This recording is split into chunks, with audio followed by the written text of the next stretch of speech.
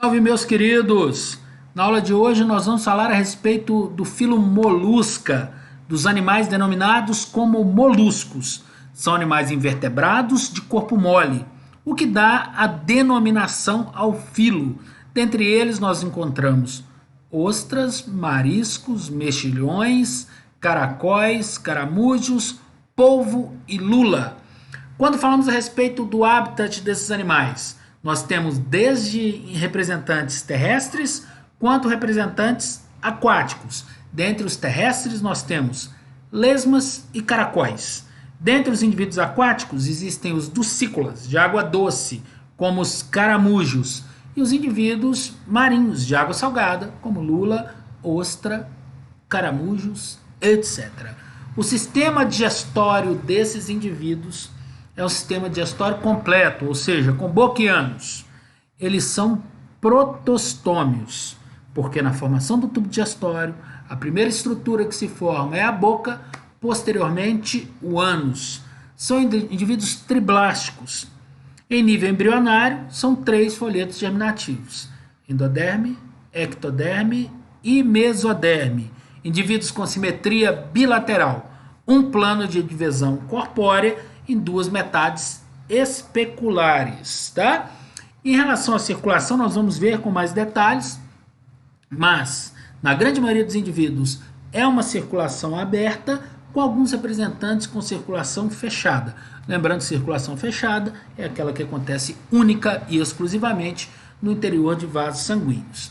A respiração nos representantes aquáticos, ela acontece por meio de brânquias, enquanto nos indivíduos terrestres, por estruturas similares a pulmões. A excreção nesses indivíduos acontece a eliminação dos restos metabólicos por meio de metanefrídeos, estruturas que apresentam poros excretores externos. O sistema nervoso, na grande maioria, é formado por gânglios, cordões nervosos que se espalham pelo corpo do animal, chamado ganglionar ventral, com alguns representantes com o sistema nervoso mais desenvolvido, que daqui a pouco a gente vai ver, que é o sistema nervoso cefalizado. Vamos dar sequência? Pessoal, em relação à classificação, a gente pode falar de 7 classes de modo geral, com alguns representantes. Na aula de hoje, eu não vou tratar de cada uma das classes, mas vamos tratar das classes dentre os indivíduos mais importantes, tá? A gente tem a classe que nós chamamos de aplacófora, que não existem placas externas ao corpo desse animal. Nós temos um representante marinho, que é esse aqui, chamada catoderma. O catoderma é um indivíduo marinho, não possui concha, pequeno e de corpo alongado, vermiforme. Existem os indivíduos poliplacóforo. São indivíduos também marinhos, mas que apresentam a concha formada por 8 placas que se espalham pelo corpo do indivíduo, tá? Também marinhos, nós temos os monoplacóforos. A concha tem uma placa única, tá? Como é o caso da neopilina. Também como representantes marinhos, nós temos os escafodes, que tem uma concha só, mas é uma concha pontiaguda, como é o caso desse indivíduo aqui, que é o dentário. Existem os indivíduos bivalves. São indivíduos que apresentam uma concha com 2 válvulas articuladas, 2 partes que se movimentam, como é o caso das ostras. Os indivíduos que se chamam de gastrópodes, tá? Aqui com representantes de água salgada, de água doce, indivíduos terrestres, como caracóis e caramujos, tá? É uma concha só e o estômago está sobre o pé, por isso que é chamado de gastrópode. Gastro, estômago, pó dos pés. E os indivíduos chamados de cefalópodes, que são indivíduos marinhos, como lula, polvo e náutilo, que têm tentáculos, pés, que partem da região da cabeça. Então aqui a gente tem as principais classes, são essas 7 classes. A gente vai trabalhar agora algumas dessas classes com mais detalhes. Antes da gente adentrar literalmente no estudo das classes, é importante que a gente fale de uma característica geral desses animais, tá? Geralmente a gente pode dividir o corpo desses animais em 3 partes. Quais são essas 3 partes? Cabeça, massa visceral e pé. Aqui a gente tem a cabeça, aqui a gente tem os pés e aqui a gente tem a exposição da estrutura que a gente chama de massa visceral. Tá? Nós temos várias estruturas presentes nessa massa visceral, concha, manto, intestino, poro genital, dentre outras. Tá? Por falar em concha, a concha é uma estrutura excretada pelo próprio corpo do animal, nessa região aqui, ó, chamada cavidade do manto. Isso aqui é o manto, isso aqui é a cavidade do manto, responsável pela excreção da concha. Não quer dizer que todo molusco apresenta concha. Algumas das classes, como a gente viu anteriormente, não possuem a concha. E também não necessariamente essa concha tem que ser uma estrutura externa, por exemplo. Existem indivíduos que nós vamos ver também que apresentam concha interna. Agora sim é hora da gente falar um pouquinho a respeito das classes. Gastrópodes, como eu havia falado para vocês, são indivíduos que apresentam pés no estômago, pés na região intestinal. Por isso que eles são chamados de gastrópodes. Aqui nos gastrópodes, eu vou destacar com vocês uma estrutura que está relacionada com a digestão desses animais. Essa estrutura se chama rádula. Isso aqui é a rádula, gente. Fica na boca do animal. A rádula, ela serve para triturar o alimento. Está presente em boa parte das classes, está presente em boa parte das espécies, mas não está presente, por exemplo, nós vamos ver daqui a pouco, nos bivalves, como a ostra, que são indivíduos filtradores. Lá não existe a rádula, ela serve para isso aqui, ó, literalmente para triturar o alimento. Os gastrópodes são muito conhecidos, lesmas, caracóis e caramujos. Geralmente, lesmas e caracóis são indivíduos que a gente encontra em ambiente terrestre. Os caramujos, a gente encontra muitos representantes dos cículos, né, de água doce. O sistema digestório, já havia falado para vocês, completo, com boca e ânus. Aqui nesses indivíduos, nós estamos falando de importância, que é bom se destacar, tá? Alguns têm importância alimentar, como um caracol muito conhecido, como escargot, muito utilizado na culinária. Isso já é comum e já é utilizado há centenas de anos. Outros também são utilizados diretamente na nossa alimentação. Tem um caramujo que foi introduzido aqui no Brasil, chamado caramujo africano, justamente para ser utilizado como opção, talvez, na alimentação, como é o caso do escargot. Só que não houve grande aceitação do caramujo africano, e quem começou a criar o caramujo africano optou por soltar esses animais na natureza. Isso nunca é bom, tá, gente? Porque são animais exóticos. Animais exóticos são aqueles introduzidos no ecossistema e que não têm um predador natural. Não havendo predador natural, o que acontece com a espécie? A espécie aumenta e aumenta muito em número de indivíduos. Isso vem trazendo um grande problema em algumas regiões brasileiras, por conta da destruição quase completa de plantações, por conta do crescimento justamente da espécie, por falta de predadores e também porque eles vêm se tornando transmissores de doença. Tá? Também posso citar para vocês um caramujo de importância médica, o caramujo de nome Bionfalaria. O caramujo Bionfalaria participa do ciclo da esquistossomose, popularmente conhecido como xistose ou barriga d'água. Nos gastrópodes, nos representantes aquáticos, a respiração, como eu havia citado para vocês, é uma respiração branquial.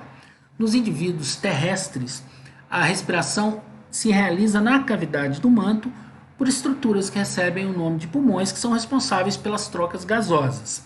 Neles, o sistema circulatório é um sistema circulatório aberto, com um coração, uma estrutura similar a um coração, que é responsável por impulsionar o sangue desses animais, tá?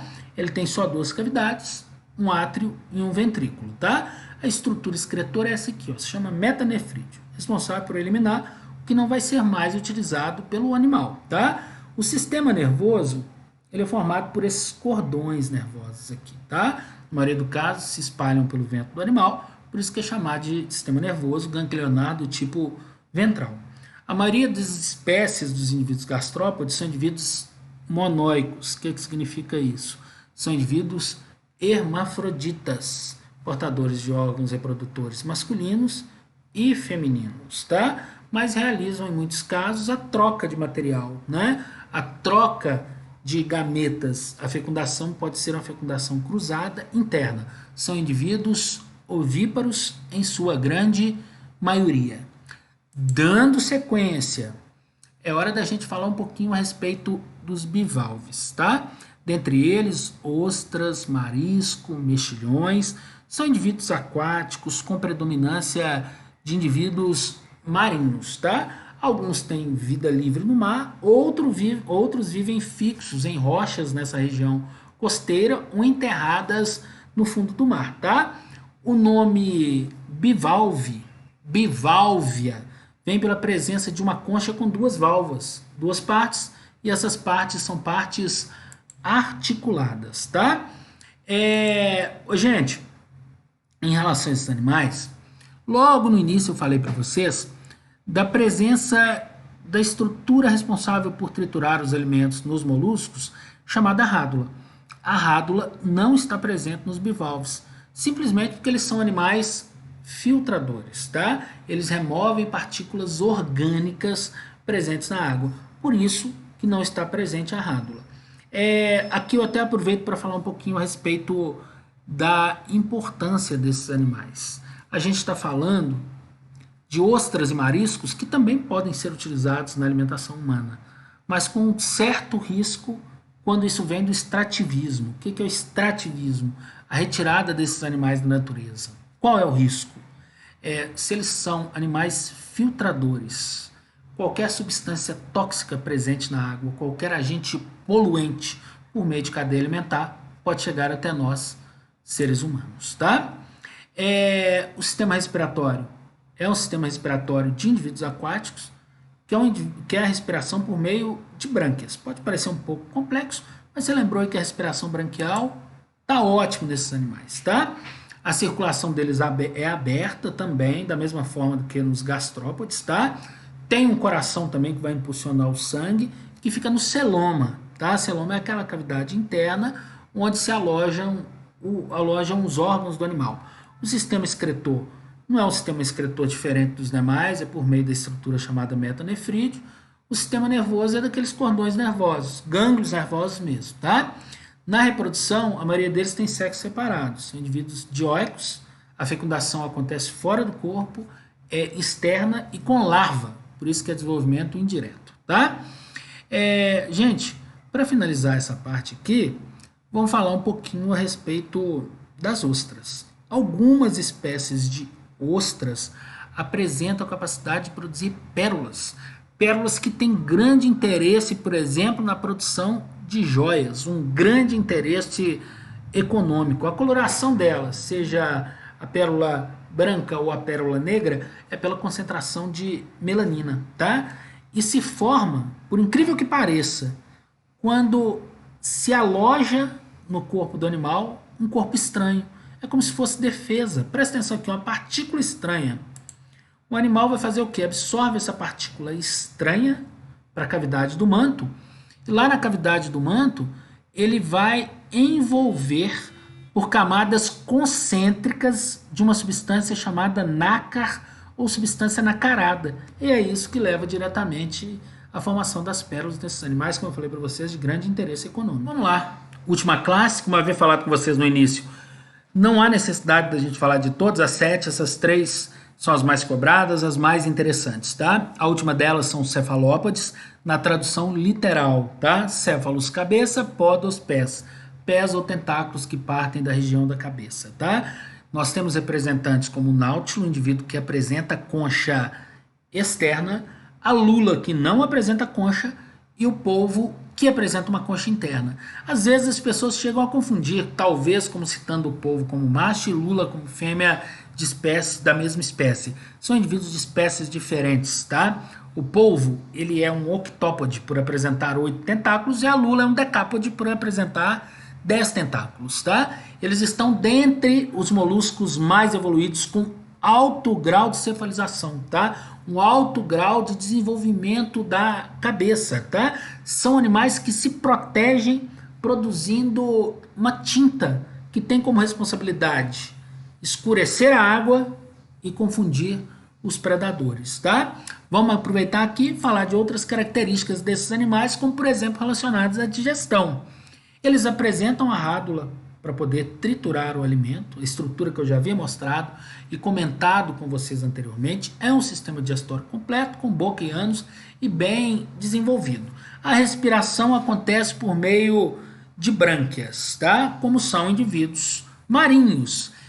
A circulação é mais desenvolvida do que nos demais, que é uma circulação do tipo fechada. O sangue, que é azul por conta de um pigmento chamado hemocianina, diferente do nosso que é hemoglobina, avermelhado, circula sempre no interior de vasos sanguíneos.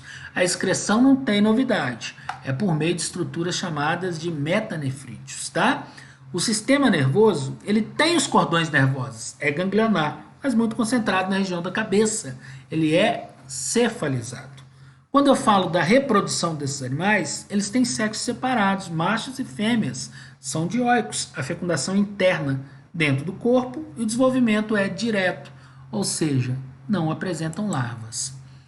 Em nível de importância, lula e polvo, por exemplo, têm interesse econômico por estarem presentes na alimentação no preparo de vários pratos, inúmeros pratos, tá?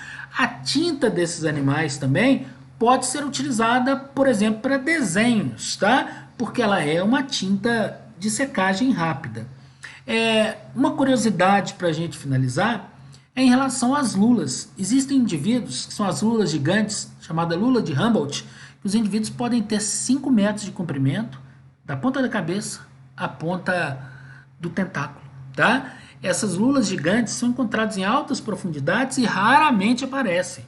Quando elas aparecem na superfície, na maioria das vezes, são indivíduos que foram mortos, indivíduos que morreram e acabaram por emergir. Surgiram lendas quando se fala a respeito desses animais. Uma das mais famosas, a lenda de um animal marinho que afundava navios, tá? O chamado kraken. Os krakens podiam ser as chamadas lulas gigantes. Existem registros de indivíduos encontrados na década de 60 com mais de 20 metros de comprimento. Oi, gente, então aqui eu finalizo a aula de hoje com moluscos. Grande abraço para vocês e até a nossa próxima aula.